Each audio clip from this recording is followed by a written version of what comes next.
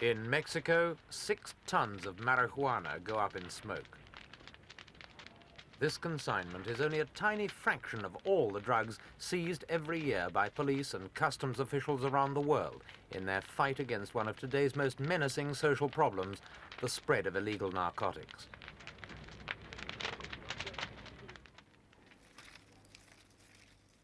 Marijuana is possibly the most widely used drug in the world, although it's one of the so-called soft drugs with apparently no lasting ill effects. There are not many countries where its sale, use, or even possession is not illegal. Produced from the cannabis plant, it's known by various names, such as grass, weed, herb, or hemp, and in a stronger form, it's called hashish, or hash for short.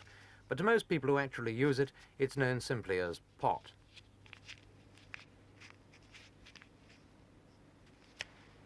You take pot by rolling it into a cigarette and smoking it.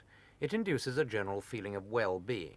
The mind relaxes under its influence, and while the effect lasts, all problems and anxieties seem to dwindle into insignificance. Although smoking pot is a habit found in many earlier civilizations, most people probably see it as a fairly recent phenomenon, closely associated with the growth of the hippie cult.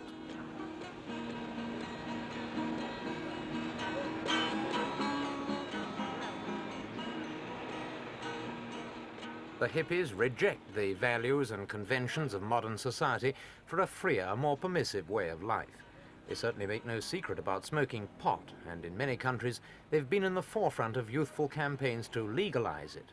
They claim it's not habit-forming and is in fact less harmful than either alcohol or nicotine, two drugs which are unquestioningly accepted by society, and there's plenty of medical evidence to support their views. She said dope. No, the problem with that is that's always the subject, man. Wherever you are, everyone talks dope. Estimates vary about how many people use marijuana. In the United States alone, it's thought that 12 million have tried it at some time or another. As many as 8 million may smoke it regularly, and not all of them are hippies. No. Fixing, what means fixing? I want a gas fixing. Fixing's a gas, but so is smoking. Is that like being a handyman? It's a measure of how widely pot has spread in recent years that well over 1 million of America's college students now use the drug. And in addition to them are thousands of teenagers, many of them from prosperous middle-class homes. In Britain, it's a growing habit. Up to 300,000 may smoke it. And in other countries, especially in the Middle East, the number runs into many millions. No, not that kind of question. At 9 p.m. Not anything that involves memory. I'll tell you something, blow your mind. I mean, that kind of on the board someplace. Really? Is what? Yeah. Really good grass, too. There's probably a rough sort of truth in this distinction between Western and Oriental attitudes, but the contrast is a good deal less clear now than it once was. In Europe, as in America, drug taking's been on the upswing for years, and especially since World War II.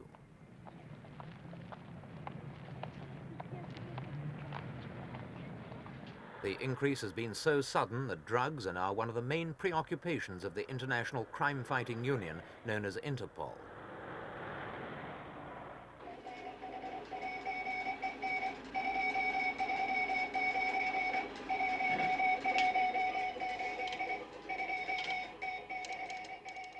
In its new ultra-modern headquarters in central Paris, Interpol needs all the electronic aids it can get in order to keep pace with today's sophisticated criminal.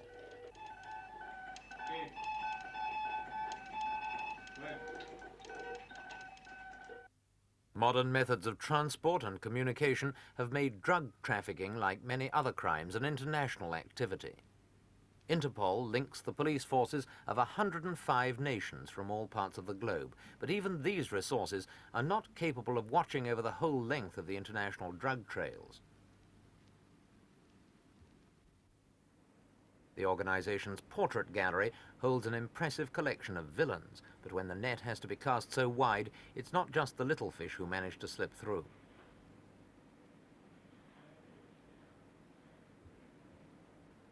A small cabinet holds a miniature museum of Interpol's main enemies. The poppy, for example, source of both opium and heroin. LSD, often referred to simply as acid, one of the hallucinogenic drugs whose dangers are still disputed. And finally, heroin, most dangerous of all. The drugs are smuggled 1,000 different ways, some of them incredible. This fearsome object, for example, carries its precious load across the Middle East, hidden in a camel's anus. Other peddlers use more orthodox equipment.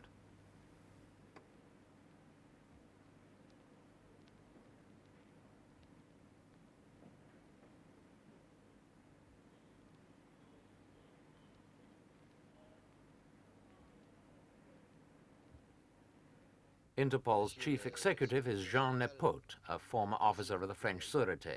It's his business to curtail traffic in all drugs, hard or soft. Does he think he can succeed? Vous savez, le problème de la drogue est très préoccupant. As you know, the drug problem's very worrying. In 1965, we dealt with 1,200 cases, but in 1969, it was 3,000. In other words, the problem has tripled within 5 years. C'est un problème préoccupant. It's worrying, but we think we can cope. On the other hand, we mustn't fool ourselves. The world's growing drug problem can't be solved by the police alone. À elle toute seule résoudre le problème de la drogue et l'augmentation de l'usage de la drogue. From this point of view, it's distressing to see so many young people misusing drugs. I think education can and must play a big part. Unfortunately, certain pseudo-philosophers and certain sociologists have got a lot to answer for in this respect. Sociologues ont pris dans ce domaine de très lourdes responsabilités. As for the future, I personally cannot see myself living in a world full of drug addicts, and I very much hope that youth as a whole will react and find a way of living that's healthier and more normal than wallowing in cannabis. Plus sains et plus normaux que celui qui consiste à se vautrer dans le cannabis. The Middle East is one of the biggest centers of the world's illegal drug trade, especially for marijuana. Most of it's grown in the Lebanon and exported to surrounding countries. The tourists who flock to see the famous Roman ruins at Baalbek little realize they're traveling through an area in which cannabis is cultivated on a large scale. Many Lebanese farmers find that growing cannabis is an easy and profitable occupation. It's a hardy plant. Once sown, it virtually looks after itself and is especially suited to areas where the soil is poor and the rainfall low. It can grow up to 10 feet high, and as it ripens, a resin flows into its spiky leaves. After harvesting, the leaves are left to dry and then stripped from their stems.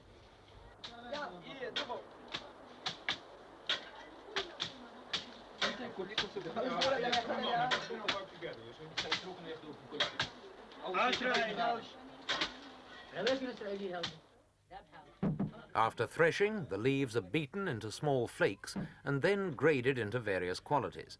The farmers sell the drug to peddlers for about $3 a kilo. The peddlers, in turn, get 10 times this amount from their customers, and by the time the drug reaches Europe, it's selling for over $100 a kilo.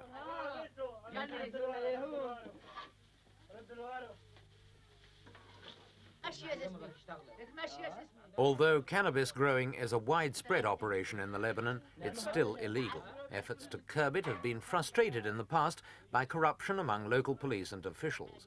But the government's recently introduced an incentive scheme by which an arresting officer receives 30% of the price of any cannabis he confiscates. Stiff penalties are now imposed on users and peddlers alike. A major effort's also been made to stamp out cultivation of the weed by persuading growers to replace it with sunflowers, for which the government pays a subsidy. Early results have been encouraging.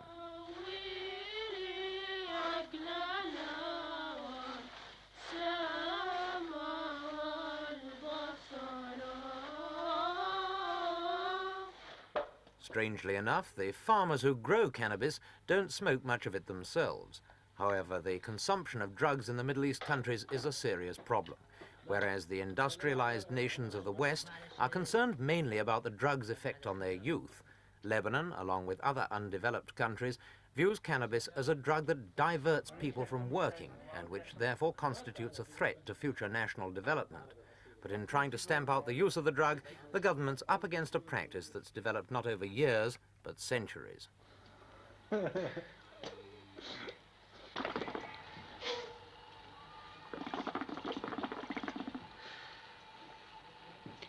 الله يرد كل غريب على بلاده. Perhaps the most controversial question concerning cannabis is not whether the drug is harmful in itself, but whether or not its use inevitably leads on to harder drugs like heroin and cocaine, both of which are unquestionably addictive. We put this point to Dr. Puzantian, a specialist in charge of a unit for the treatment of drug addicts in a Beirut hospital. Well, properly speaking, there is no addiction to soft drugs like cannabis or hashish. Let's say the person can stop whenever he wants without having undue side effect, withdrawal symptoms. However, it is a clinical experience, and of course, we have seen that a lot of drug addicts, like heroin addicts and opium addicts, have started with softer drugs like hashish. And a lot of our patients concomitantly take also hashish together with the harder drugs. But a good many of them start with this. I know there is a lot of controversy about this, and lots of people do not agree to this point. But probably there is some proof that this is a stepping stone towards harder drugs. What are the ill effects? We hear about, for example, cannabism, which seems to be a modern disease producing lethargy from overindulgence. Is this a new danger?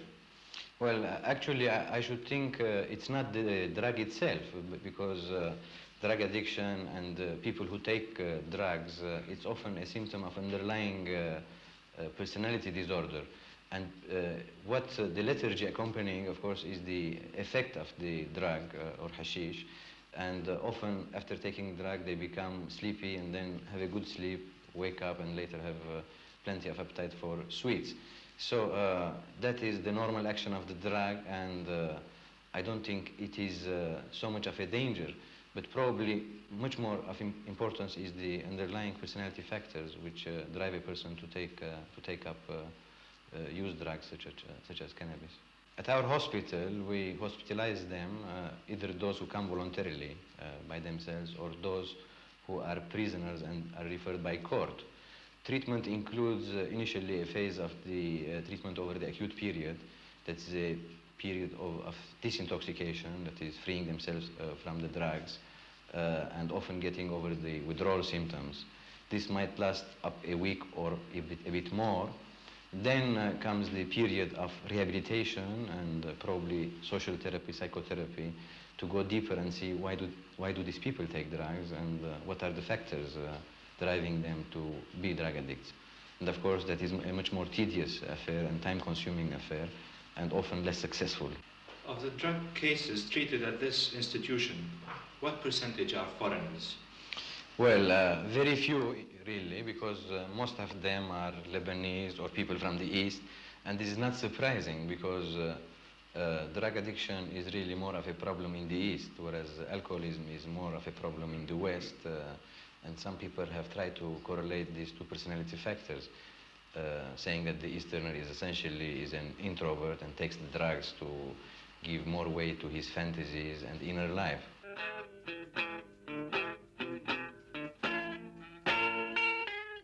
If cannabis were the only problem, Interpol's job would be a good deal easier than it is.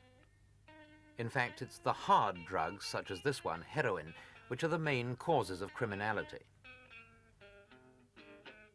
Heroin is a dangerous, addictive drug which takes the user on a brief trip out of reality and then dumps him down again with a merciless thud. The addict becomes completely dependent upon it, unable to face his problems without it and incapable of solving them with it. A hardened addict will resort to theft, armed robbery, or even murder to keep himself supplied.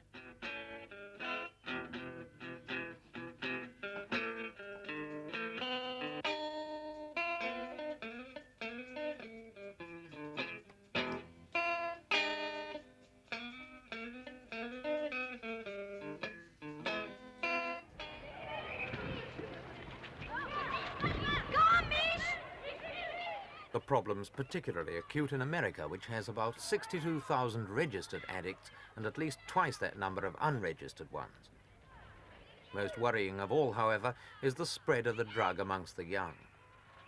Statistics are hard to come by, but it's thought that at least 25,000 American school children are heroin addicts, In New York alone, heroin deaths amongst the under-21s have risen from 15 in 1960 to over 200 last year.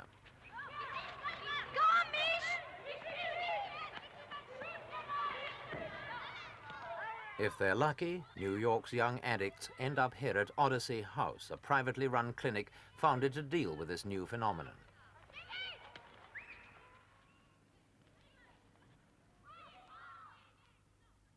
Most authorities regard it as a criminal problem to be dealt with by the courts, but at Odyssey House they found the problem goes deeper than that. Oscar Hamilton, Benny Terrero, Douglas Alexander, David Lindenbaum, James. Whatever the causes, the heroin craze is taking a uniformly devastating toll of youngsters of all classes, all races. How often were you taking heroin? I was, every day I had taken heroin. For a year and a half? Yes. How much was it costing you? Well, I really couldn't say, but it cost enough to kill myself. Where did you get it from? Anywhere, you know, outside, anywhere. And even in the back of my house. There was people that we were splitting the apartment with that was selling drugs in our house. And what did it do to you when you were on heroin? Well, it took me to another place, a different reality where all problems are solved. They're just, you know, thrown in the gutter where there really isn't no reality. And how long did this last? For an hour to, first you got your head in about 15 minutes, 10, 5. It depends on what you get, and it lasts for about an hour, hour and a half. And then what happened after that? Well, you just get back to normal problems. Where were you getting the money to buy all this heroin? Well, my mother was a prostitute. She would give me money. And like, I'd go out and get money from my grandmother. I snatch pocketbooks. You snatched pot from people in the street? Yes. Yeah. Because you just needed this heroin so badly? Yes. What was happening to you at school? Well, I really couldn't say because I got kicked out of school twice, you know. I never did go to school since the 7th grade. How many of your friends, your school-age friends, were on heroin? And do you know a lot of other people who were? I really couldn't tell you who I didn't know that didn't use heroin. Everybody in the whole block used heroin. Of your age? As young as... How old were you when you started? 12? Yes. Young, old lady, 85, use heroin. Young people, 9 to 12, use heroin. 9 years old? 9 years old. When did you start on heroin? I never went into heroin. I was using acid for about almost a year.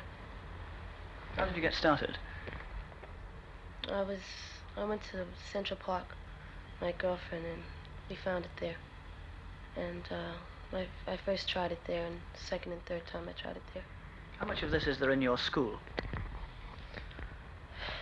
I wouldn't be able to say really. There's about 25 kids in each class, and there was 6,000 kids in the school, and let's say about 10 out of every 25 was using some kind of drugs. 10 out of 25 taking drugs of one sort? Yeah, more than, like, some kind of drugs, you know, smoking marijuana or sniffing glue or something. Where did you get it from? Well, when I first started on drugs, I got it around my neighborhood. What I mean was, were you getting it from school as well? Yeah, I got it from school too. Yeah, some kids in the school were dealing drugs during the 10-minute breaks in classes. You get it out in the hallways or at lunch break or down at the corner pizza shop. How long were you on heroin? About 3 years. How did it start? Well, I started with my sister-in-law and my boyfriend. They were the first ones that gave me my first shot. How often did you have a shot after that? Well, it was not too often at first. I used to go maybe every third day, every fourth day, and then it started to come down that it was going every night, and then every day I would use it. And you were at school at the time? No, I wasn't in school. You left school then? Yeah. What effect did it have on you? What did it do to you? It hid problems that I had. Didn't have any problems when I was high. I could speak easier. I could do things that I couldn't do when I was not high. What really made you take that first shot? Can you tell me? I think curiosity mostly. It wasn't, you weren't feeling rebellious or... No. It was just curiosity and you were led into it by other people. How long have you been here? Almost 2 months. And what are they doing for you here specifically? Can you tell me? They're teaching me how to face reality, how to cope with problems. Not to turn away every time I get a problem, to face it. And what advice would you give to another kid who might be in your situation 3 years ago? Come in here. Before it ever starts? Right. Unfortunately, New York's drug problem is a great deal bigger than Odyssey House, which can cope with only 150 teenagers, and even then it's grossly overcrowded. 10 boys sleep in this room alone.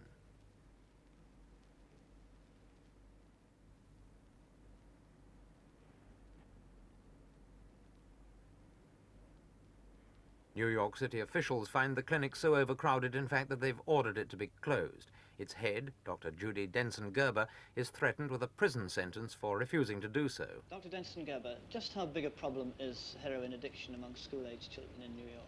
Well, the most conservative estimate at the present time is a minimum of 25,000 children mainlining heroin. Some of us think there are as many as 45,000, and we predict there will be 100,000 by the summer of 1970. And what do you base these figures? We base these figures on the death statistic. The death statistic has in the adults been a consistent figure of 1% of those afflicted. We had 224 deaths last year, which would make a minimum of 22,400 deaths. 22,400 afflicted.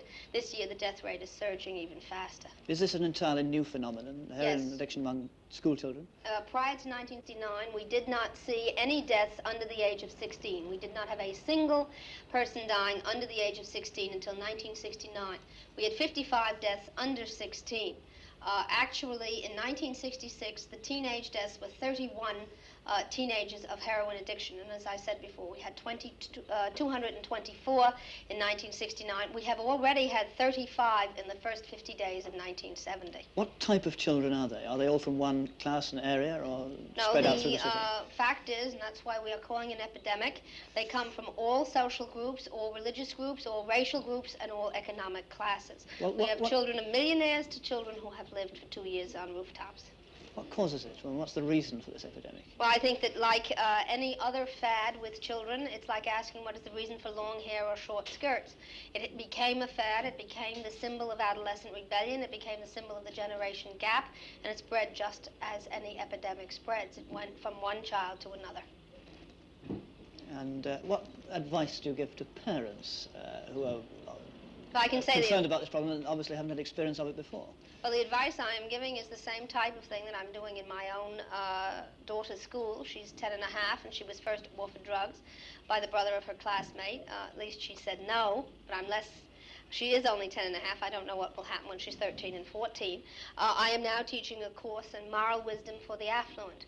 I feel very strongly that the only way we can protect our children is to become the type of role models and the kind of people that they can believe in and that they can choose to follow, rather than the kind of people that they are cynical and skeptical about. You're a voluntary foundation. Are you getting the support you would hope for from the city and the government? Well, let me make that very clear. We are getting absolutely no support from either the city or the state. We exist only on private donations for our children. We are well endowed for our adults. We are well recognized and accredited. The reason we are getting no support for the children is the very reason that the children are using. The government officials are more concerned with being re-elected and with saying that they have done an adequate job than they are with facing the epidemic and the problem that they have. The reason that they will not problem solve is the very reason that our children can no longer respect the officials that are given them as role models. So you're saying that drug addiction is in fact a rebellion against inadequate adult standards, is that right? The drug addiction is a definite rebellion against role models that have fallen far short of even the minimum standards of ethics and values.